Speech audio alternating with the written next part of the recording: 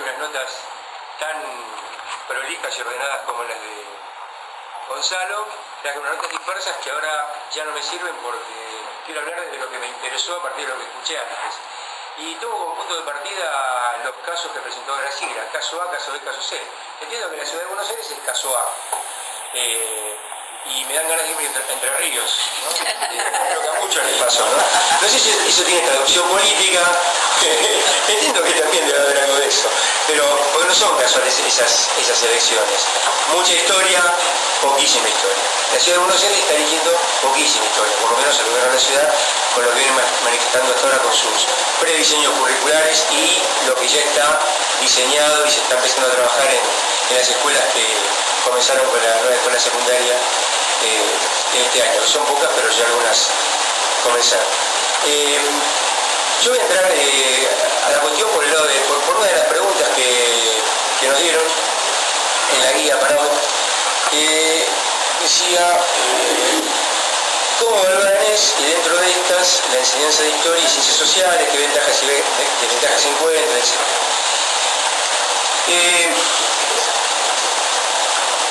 Para hacer un poquito de historia de esta cuestión, quería referirme a algo que se gestó en el colegio en el que yo trabajo hace 27 años, en Nicolás Avellaneda, como profesor de historia y hace unos años como directivo. Que creo que fue algo realmente importante. Si no, digamos, no quiero pecar de soberbio, pero creo que fue el primer hecho, la primera instancia que tomó difusión relativamente masiva que había un problema con la enseñanza de la historia o que estaba por haber un problema serio con la enseñanza de la historia en las escuelas secundarias de la ciudad. Hasta ese momento nadie hablaba del tema y cuando en las escuelas comenzamos a recibir los prediseños nos alarmó ver que no había historia en cuarto y quinto año y que la historia quedaba reducida a la especialización al orientado en ciencias sociales. Por lo tanto, la gran mayoría de las escuelas de la ciudad iban a dejar de tener historia en cuarto y quinto año. Iban a dejar de tener geografía en cuarto y quinto año, iban a dejar de tener biología en cuarto y quinto año y muchas otras cosas que iban y filosofía, que no iban a estar. Y que eran troncales desde siempre y consideramos que tienen que seguir siendo troncales para una buena historia, una buena educación secundaria. Nos llamó la atención y se nos ocurrió difundir la cosa. La primera idea que tuvimos para difundirlo fue generar un pequeño hecho mediático. Conocíamos a alguien que trabaja en Página 12, dijimos, bueno, hagamos una mesa redonda en el colegio, invitemos 2 o 3 historiadores que alguno conozca, alguno más o menos conocido, tal vez Página 12 mande un fotógrafo, un epígrafe de la foto y el tema empiece a caminar. Y así empezó la cosa. Y la cosa tuvo una dimensión enorme que realmente nos desbordó, empezamos a mandar mails, empezó a ir un montón de gente. La pequeña mesa se transformó en una larga mesa a la que hubo que poner el límite y dijimos, bueno, hay lugar para tanta gente, hay tiempo para tanta gente. El lugar realmente se llenó de gente muy representativa de todos los ámbitos, del ámbito académico, investigadores, instituto del profesorado, profesores de escuela media, estudiantes, sindicatos. Y la convocatoria realmente fue muy plural, más de lo que nosotros imaginábamos, incluso desde lo ideológico, ¿no? Vino en términos sindicales, por ejemplo, vino UTE y vino ADEMIS.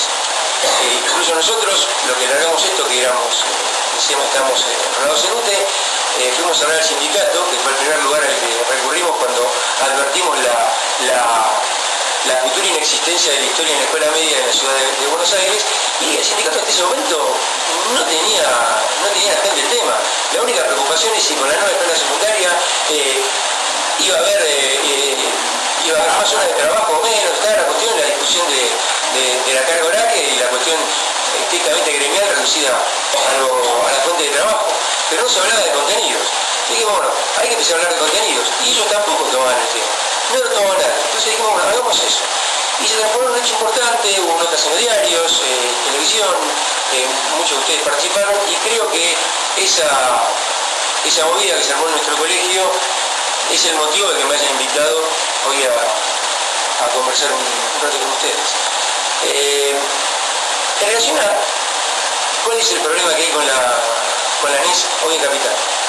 Primero, quisiera enmarcarlo históricamente de manera muy breve, apelando al viejo recurso de dividir el pasado o vivir la historia en tres eras o en tres edades.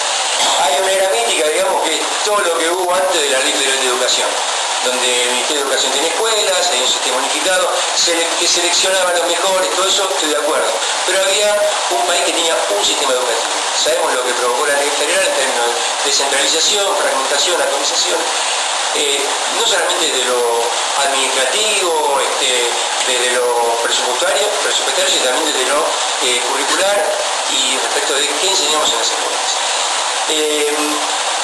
Esa sería la segunda etapa, entonces, ley federal. Y la tercera era la que estamos viendo ahora, que tiene que ver con la ley del 2008, con los NAP que se empezaron a construir antes, y con este proceso de intentar rearmar algo que se rompió. Como todo el mundo sabe, es mucho más difícil, es mucho más fácil destruir y romper y desarmar que volver a armar. El proceso de armado es muy complejo. Y el armado también no tenga que ver con reconstruir lo que había antes en aquella edad dorada anterior a la ley federal, sino tratar de armar algo que nos sirva hoy como sociedad. En este sentido, algunos decían, ¿para qué sirve la historia? Y quiero decirlo ahora por si me olvido. Para mí la historia siempre sirvió, siempre la pensé como una acción política. Desde chico, cuando me puse a estudiar historia, fue porque me interesaba la política, porque estaba empezando a militar y me quise comprar un libro de algo que yo pensé que hablaba del presente, porque el título era algo de Colonia, Revolución, un libro de Rodolfo Puigros. Pasé por una librería, vi ese título y dije, Puigros, bueno, estaba rector en la universidad, me compré el libro y vi que era un libro que hablaba del siglo XIX, me quería matar. Yo estaba esperando otra cosa, algo que hablara del colonialismo del siglo XX, de la lucha de los pueblos del tercer mundo por su liberación. Me llevo un chasco con el libro Puigros respecto de mi expectativa inicial. Pero quiero decir, siempre pensé en la historia en relación a la política. Entonces me parece que la historia, y hoy como profesor, con muchos años de trabajo, la sigo pensando así. Creo que la historia sirve para muchas cosas, pero fundamentalmente para formar ciudadanos activos, participativos, sujetos políticos.